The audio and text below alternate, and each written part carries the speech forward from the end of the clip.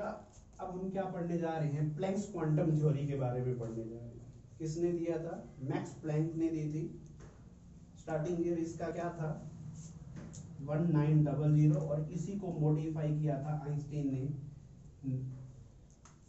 1905 के अंदर, 1905 के अंदर। तो इस थ्योरी के जो मेन पॉइंट्स थे वो क्या थे? तो बेटा इससे पहले हमने कौन सी थ्योरी पढ़ी थी? इलेक्ट्रोमैग्नेटिक वेव थ्योरी पढ़ी थी। वहां पे हमने ये पढ़ा था कोई भी सोर्स है वो क्या कर रहा है, कंटिन्यूअसली एनर्जी को क्या कर रहा है, एमिट कर रहा है इन द फॉर्म्स ऑफ वेव्स। ठीक है, क्या कर रहा है? Continuously in the forms of waves. और ये जो वेव्स है इनका नाम था इलेक्ट्रोमैग्नेटिक वेव्स। इनके दो कंपोनेंट थे, इलेक्ट्रिक और मैग्नेटिक, ये पढ़ा था हमने। तो वो ये कह रहा था कंटिन्यूअसली एनर्जी को क्या कर रहा है, एमिट कर रहा है कोई भी source in the forms of wave. But Planck's ने क्या कहा? The energy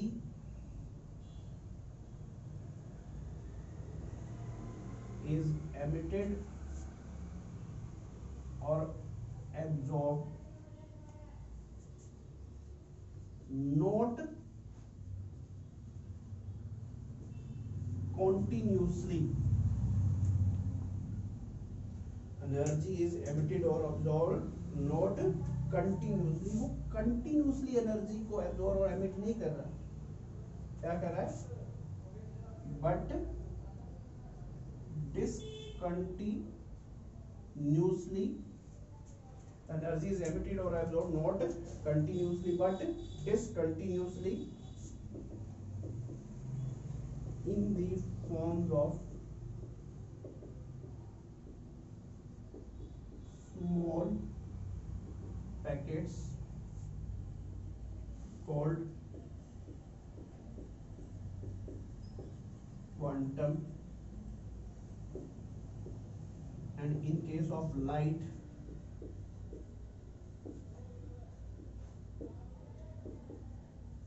these are called photon। इसको ध्यान से सुनिए भी, देखो लिखना भी।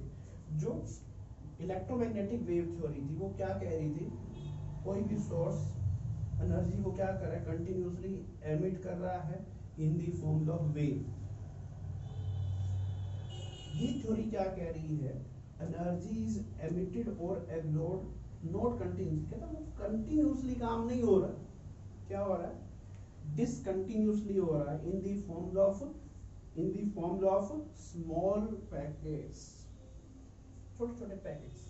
जैसे ये वेव थी, ये तो कंटिन्यूअसली आ रही थी, जबकि मैक्स प्लैंक ने क्या कहा, ये छोटे छोटे पैकेट्स की फॉर्म में हमारे पास एनर्जी को क्या कर रहा है, एमिट कर रहा है या एब्जॉर्ब कर रहा है।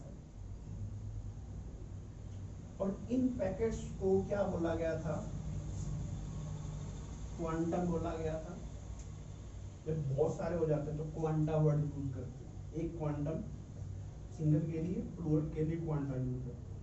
और जब लाइट की बात आई तो इनको क्या बोला गया था? क्या बोला गया था? फोटोन बोला गया था। अंडरस्टैंड? जो दूसरा जो पॉइंट है इस थ्योरी का वो क्या था? Energy of each quantum that is directly proportional to frequency of incident light। क्या था? Energy of each quantum that is directly proportional to the frequency of incident light। जितनी फ्रीक्वेंसी होगी लाइट की उतनी ही ज्यादा क्या होगी, उसकी एनर्जी भी होगी। तो बेटा जब इस प्रोपोर्शनल को हटाया गया तो एक नया कांस्टेंट दिया गया, और उस कांस्टेंट को क्या नाम दिया गया? प्लैंक्स कांस्टेंट दिया गया। ऊपर लिखता हूं यहाँ पर, तो E इज इक्वल टू क्या आया? h न्यू आया। यहाँ पर h क्या था, h को बोला गया प्लैंक्स कांस्टेंट और जिसकी वैल्यू थी 6.626 into 10 to power minus 34 joule second.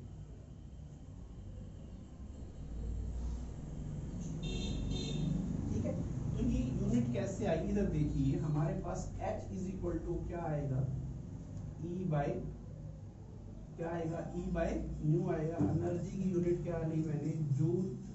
Frequency की यूनिट क्या थी, अपन ने पढ़ा था पर सेकंड, तो ऊपर जाके क्या बन जाएगा, वो सेकंड बन जाएगा। तो E is equal to h nu, और न्यू की यूनिट क्या, तो हमारे पास h की यूनिट क्या होती है, जूल सेकंड होती है।